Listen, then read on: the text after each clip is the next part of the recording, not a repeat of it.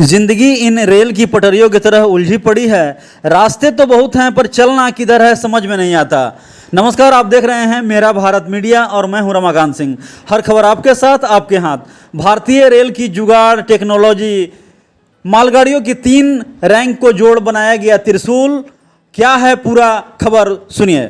भारतीय रेल ने परिचालन दक्षता वृद्धि, समय की बचत और परिवहन लागत में कमी को लेकर जुगाड़ टेक्नोलॉजी का सहारा लिया है। इसके तहत पूर्व मध्य रेल के पंडित दीनदयाल उपाध्याय मंडल डीडीयू मंडल ने भारतीय रेल के इतिहास में संभवतः पहली बार एक साथ 3 मालगाड़ियों का संयोजन किया है। इस संयोजन का नाम उन्हें त्रिशूल दिया है। इस कारण खास है त्रिशूल, क्योंकि डीडीयू रेल मंडल ने जनसंपर्क अधिकारी दीपक कुमार ने बताया कि तीनों मालगाड़ियों को डीडीयू गार्ड के परीक्षण के बाद गंज ख्वाजा में जोड़कर बनाया गया, जिसका नाम त्रिशूल रखा गया है, जिसकी लंबाई 2 किलोमीटर से अधिक बताया जाता है। उन्होंने बताया कि संयोजन के बाद VAG 12 से परिचालित त्रिशूल को गंज ख्वाजा से सोमवार की रात 8 बजे धनबाद मंडल के लिए रवाना किया गया। त्रिशूल करीब 4 घंटे में 50 किलोमीटर प्रति घंटे की औसत गति से अपनी दूरी तय की।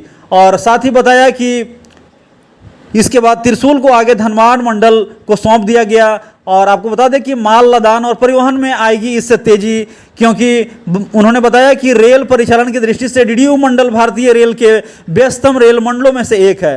साथ ही रेल परिचालन को निरंतर गतिमान बनाए रखने के लिए धनबाद मंडल से कोयला आदि की त्वरित परिवहन हेतु परीक्षण कर लदान हेतु तैयार खाली मालगाड़ियों की नियमित उपलब्धता सुनिश्चित कराने के लिए डीडीयू मंडल की यह एक बहुत महत्वपूर्ण पहल है। इसी वजह से एक साथ 3 मालगाड़ियों को जोड़कर बने त्रिशूल का सफल परिचालन डीडीयू मंडल की परिचालन दक्षता का द्योतक है। इसमें माल लदान एवं परिवहन में तेजी लाने में मदद मिलेगी।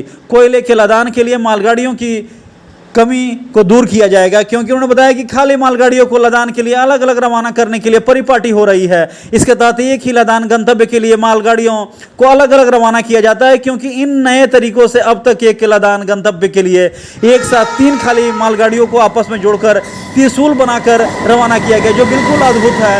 अब देखना होगा ये तीनों खाली मालगाड़ियाँ जब रैक पर उपलब्ध होगी, जब ये चलेगी और जिस प्रकार अपने कार्य में तेजी लाएगी, तो क्या कुछ इससे दिख पाता है, क्या कुछ इससे निकल कर सामने आता है। साथ ही एक साथ 2 इंजन से त्रिशूल को चलाए जाने से एक इंजन पर आने वाले बिजली के खर्च में भी बचत होगी। इसके अलावा अलग अलग 3 मालगाड़ियों के जगह एक ही मालगाड़ी को सिग्नलिंग व्यवस्था में भी सहूलियत होगी, ताकि समय की भी बचत होगी। इस प्रकार यह माना जाए कि बिल्कुल यह जो त्रिशूल का निर्माण है बिल्कुल खासम खास है, अद्भुत है।